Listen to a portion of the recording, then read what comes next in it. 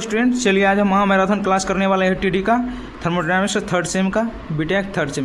तो चलिए स्टार्ट करते हैं। एग्जाम है, ज़्यादा डिस्कस इधर उधर का नहीं करेंगे और आप लोग ध्यान दीजिए, थोड़ा कंसंट्रेट। यूनिट 1 से स्टार्ट करेंगे, यूनिट 5 तक जाएंगे और टोटली जो भी इम्पोर्टेंट है उसी को हम बताएंगे, बिना इम्पोर्टेंट चीज़ अभी डिस्कस नहीं करेंगे। तो चलिए चलते हैं। देखिए पहले सिस्टम, सराउंडिंग और बाउंड्री समझ लेते हैं। देखिए यहाँ मान के चलो सिस्टम क्या होता है। देखिए मान के चलिए एक बॉडी है, एक सिस्टम है। सिस्टम क्या होता है? जिससे हम कोई कार्य लेते हैं या जिस पर कोई कार्य करते हैं, वो हो गया हमारा सिस्टम। और ये हो गया इसके चारों ओर का क्षेत्र हो गया बाउंड्री, हो गया सराउंडिंग, हो गया ये हो गया बाउंड्री। तो बाउंड्री क्या है? Boundary I say that separate between surrounding and system. तो ये जो है सराउंडिंग सिस्टम के बीच का सेपरेट करने वाले को क्या कहते हैं? बाउंड्री कहते हैं। तो ये बाउंड्री 2 टाइप्स का होता है, एगो फिक्स होता है, एगो मूवेबल होता है। मूवेबल या रियल या इमेजिनरी। तो चलिए अब यूनिवर्स क्या है? यूनिवर्स जो बना हुआ है 2 चीज़ से, सिस्टम प्लस सराउंडिंग मिलकर एक यूनिवर्स बनाता है। देखिए यहाँ पे चलिए अब सिस्टम जो होता है 3 टाइप्स का होता है, ओपन सिस्टम, क्लोज सिस्टम और आइसोलेटेड सिस्टम। देखिए मास और ये एनर्जी हो गया, ये एग्जाम्पल हो गया। तो यहाँ पर देखिए एक ओपन सिस्टम में क्या होगा? मास ट्रांसफर होगा, एनर्जी भी ट्रांसफ़र होगा। तो मान के चलिए कोई चीज़ उबाल रहा है, तो कढ़ाई चढ़ा के अगर उबालिएगा तो उसमें वेपर के रूप में मास भी ट्रांसफ़र होगा और एनर्जी भी हीट के रूप में ट्रांसफ़र होगा। तो एग्जांपल हो जाएगा ओपन कढ़ाई, या कुछ भी खाना बनाते हैं तो एग्जांपल में समझ सकते हैं। क्लोज सिस्टम, देखिए इसमें मास का ट्रांसफ़र नहीं होगा लेकिन एनर्जी का ट्रांसफ़र होगा। एग्जाम्पल में जैसे बंद कुकर सीटी मारने से पहले तक का, ये हो गया आपको क्लोज सिस्टम।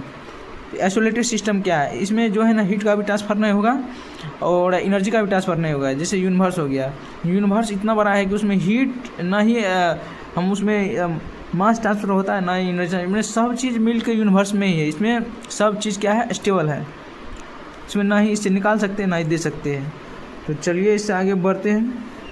यहाँ आप देख लीजिए, यहाँ पे थर्मोडायनामिक्स प्रॉपर्टी यहाँ पे पूछा जाता है। प्रॉपर्टी आपको पूछ देगा इंटेंसिव प्रॉपर्टी क्या है, एक्सटेंसिव प्रॉपर्टी क्या है। तो इंटेंसिव प्रॉपर्टी होता है जो साइज और मास पे डिपेंड करता है। जैसे साइज और मास पे डिपेंड करेगा वो क्या हो जाएगा? Extensive property. और जो साइज और मास पे डिपेंड नहीं करेगा हो गया इंटेंसिव प्रॉपर्टी। देखिए इंटेंसिव प्रॉपर्टी साइज मास पे डिपेंड नहीं करेगा। टेम्परेचर है, एक छोटा सा गोला ले लीजिए और 2 गोला ले लीजिए, एगो 50 डिग्री है, एगो का 60 डिग्री है। तो मास उतना ही रहेगा, उसका मास और साइज पे कोई वो डिपेंड नहीं करेगा। इंटेंसिव प्रॉपर्टी जैसे temperature, pressure, density. Extensive property हो गया specific volume, specific enthalpy, volume हो जाएगा, मास एनर्जी, मास हो जाएगा इसका, ये एग्जांपल हो जाएगा। चलिए इससे आगे बढ़ते हैं। इससे आगे चलिए बढ़ते हैं। देखिए अब इससे समझने वाली बात क्या है, यहाँ पर आप ध्यान दीजिएगा। माइक्रोस्कोपिक्स माइक्रोस्कोपिक्स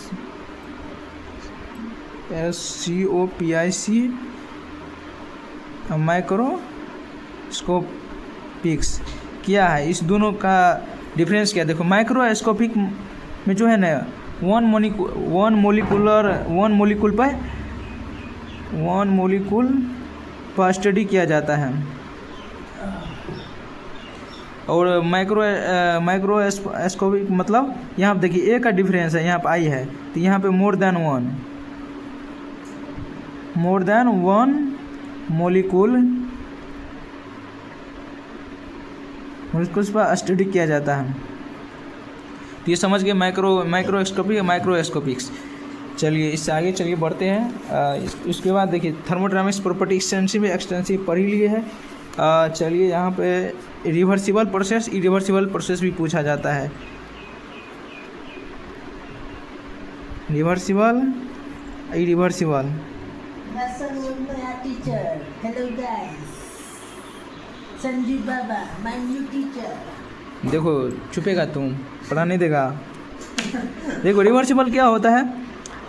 रिवर्सिबल होता है ऐसा चीज़ जिसको हम इनिशियल स्टेज में ला सकते हैं। जैसे ए बी है, जिसको मोर देन एक से अधिक यूज कर सकते हैं, जिसका ज़्यादा हानिकारक प्रभाव हमारे एटमॉस्फेयर पे नहीं पड़ता है, जिसको हम एक से मोर देन वन यूज कर सकते हैं, उसी को हम रिवर्सिबल प्रोसेस कहते हैं। इरिवर्सिबल थोड़ा गलती हो गया। नहीं फंसा दी दोबारा ले लो कैसे कर रहा है। देखिए इरिवर्सिबल क्या होता है। इरिवर्सिबल मतलब जिसका हम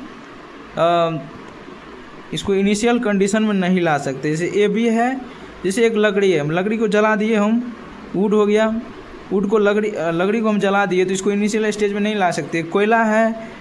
कोयला है इसको हम जला दिए तो इसको इनिशियल कंडीशन में नहीं ला सकते हैं। माने ऐसा initial irreversible process is those process which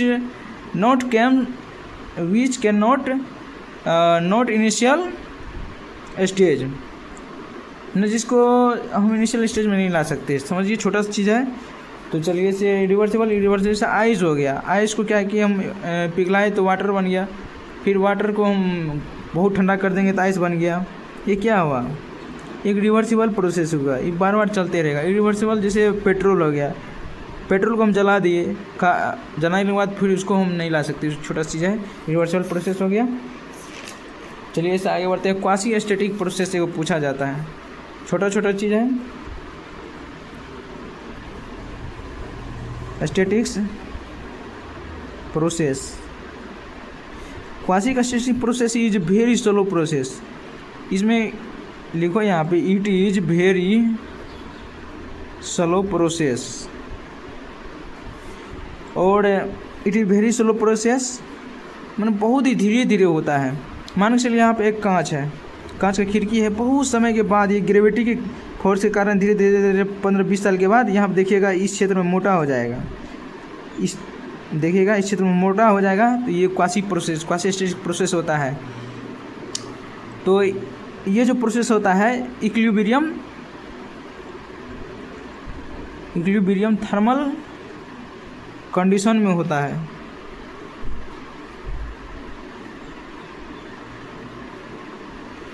ये थर्मल कंडीशन में होता है। मान के चलिए एक आइस है, इसको ये 0 डिग्री सेल्सियस पे है, ये आइस हो गया, और इसको 2-3 घंटा के बाद ये वाटर में पिघल गया तो इसका 0 ही डिग्री सेल्सियस रहेगा, इसीलिए इक्विलिब्रियम कंडीशन में रहता है।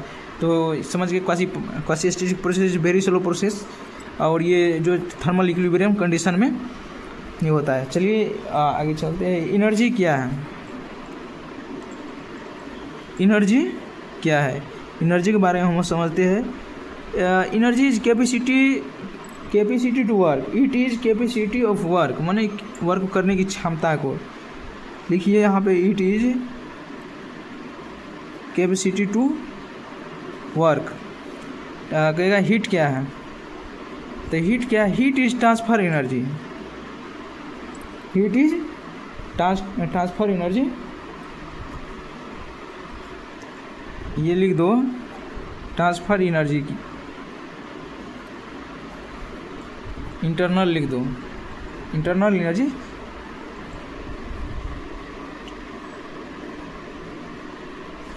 ये क्या है, ट्रांसफर एनर्जी है, ये कैपेसिटी वर्क करने की क्षमता को एनर्जी कहते हैं।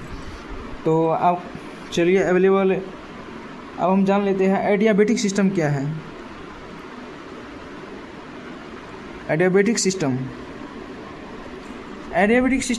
Is those system which cannot heat transfer. माना एडियाबेटिक सिस्टम वह होता है जिसमें हीट ट्रांसफ़र क्या होता है, 0 होता है। समझ गए एडियाबेटिक प्रोसेस।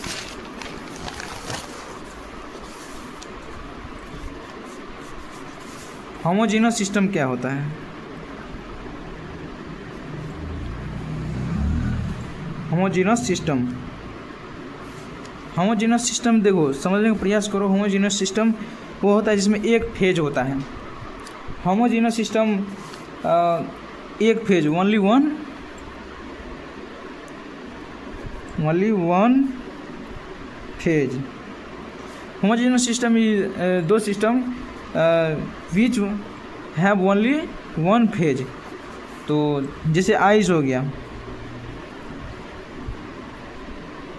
वाटर हो गया, वाटर तो वाटर ही है, और जैसे एयर हो गया, क्या है हमारा होमोजेनस फंक्शन, होमोजेनस सिस्टम है। अब होमोजेनस हो गया, अब वो हेट्रोजीनस होता है, हेट्रोजीनस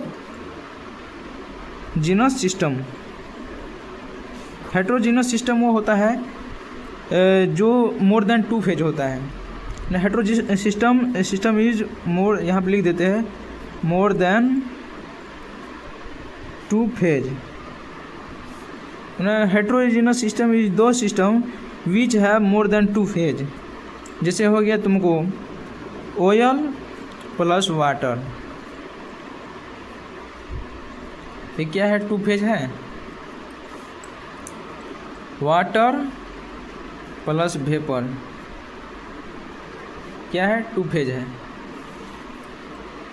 चलिए उसका थर्मोडायनामिक्स प्रोसेस जान लेते हैं, ये भी इम्पोर्टेंट है। थर्मोडायनामिक प्रोसेस, चलिए 1 नंबर में जानेंगे आइसोबारिक प्रोसेस। आइसोबारिक प्रोसेस देखिए, बार किसका यूनिट है, तो प्रेशर का। तो इसमें क्या होता है, प्रेशर क्या होता है, कांस्टेंट होता है। माने आइसोबारिक प्रोसेस इज दो process when any air heat then pressure constant, then increase in volume and temperature, pressure is constant। इसको कैसे लिखना है, तो इसको लिखना है, इसे एक चीज़ बताते हो, सेम फार्मूला आप इसको बिठा देना है। इसको लिखना व्हेन आई हीट, अपना भाषा में when I heat any gas constant pressure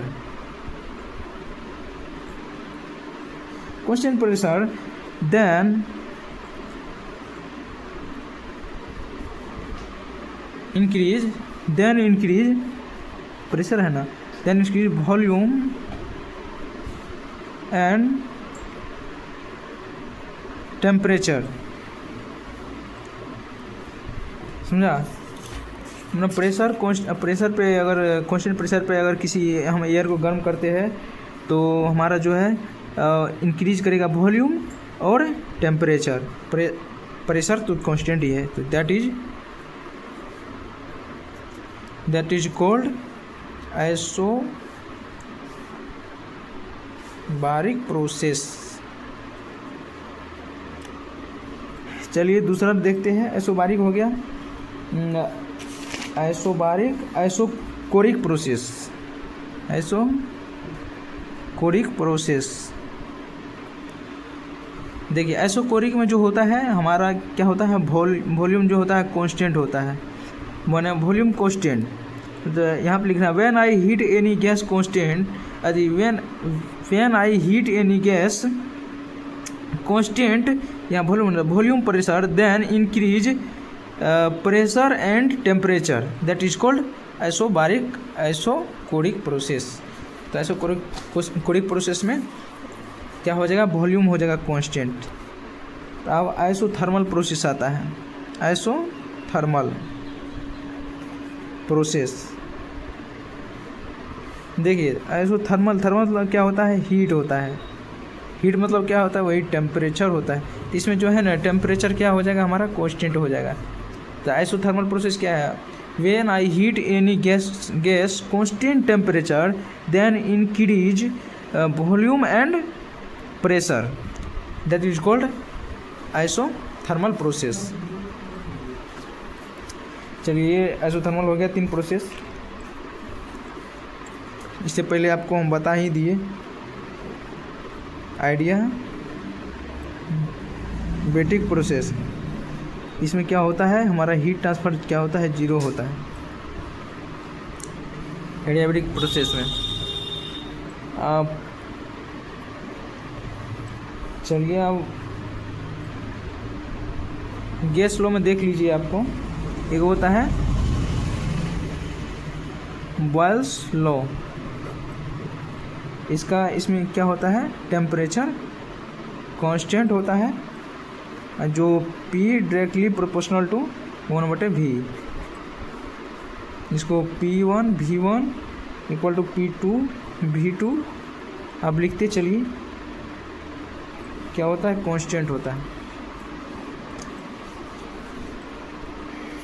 इसमें देखिए और क्या क्या इम्पोर्टेंट है। चलिए आइडियल गैस समझ रहे हैं। आइडियल गैस का इक्वेशन क्या होता है? पी बराबर NRT।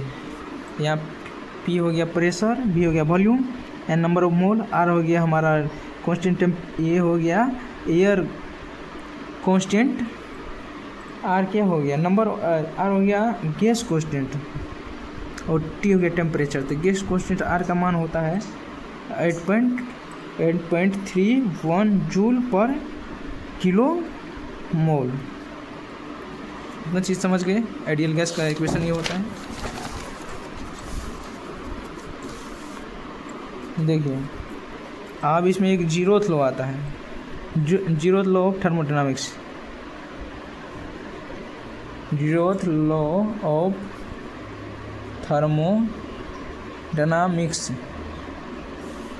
देखो जीरोथ ऑफ थर्मोडायनामिक्स कहा जाता है इसको थर्मल, इसको क्या कहता है टेम्परेचर लॉ भी कहा जाता है, थर्मल लॉ भी कहा जाता है। तो देखिए एक बॉडी यहाँ पे है, ये बी का इक्विलिब्रियम में है और बी क्या है सी का इक्विलिब्रियम में है। तो ये इसके इक्विलिब्रियम है और ये इसके इक्विलिब्रियम में है। तो ये देखो सी हो जाएगा एक इक्विलिब्रियम में, वही है, यही है जीरोथ लॉ। उन्हें when a body is a B equilibrium and B C equilibrium, thermal equilibrium, then body of C is a equilibrium, तो that is called zeroth law. यही हुआ जीरोथ लॉ, कुछ नहीं, इसको क्या कहता है, it is called thermal law. इसको थर्मल लॉ भी कहते हैं। देखिए कोई भी हीट है, केल्विन है, तो उसको एक फार्मूला से निकालते हैं। देखिए TC/100 equal to TF - 32 by, ये इम्पोर्टेंट है, इसको लिख लो, 180 इक्वल टू T केल्विन में 273.15/100। ये फार्मूला आप लोग लिख लीजिए, इम्पोर्टेंट कर लीजिए। अगर कोई केल्विन में बदलना दे देगा, सेल्सियस रहेगा, केल्विन मतलब, तो ये दोनों को लेके दो अननोन वेरिएबल आ जाएगा, उसको सॉल्व कर लेंगे इक्वेशन को। अगर केल्विन में दिया रहेगा, उसको फ़ारेनहाइट में बदलने के लिए कहेगा, तो ये दोनों इक्वेशन को सॉल्व कर लेंगे। चलिए इसमें एक और पूछा जाता है, steady flow energy. Steady flow energy equation, ये ओपन सिस्टम में होता है। मान के चलो यहाँ पे एक कंट्रोल वॉल्यूम हो गया, इस इधर से इन कर रहा है, इधर से एग्जिट कर रहा है। ये हो गया हमारा इन, ये हो गया आउट, ठीक है। यहाँ पे लिख low pressure P1, V1, area इसको C1।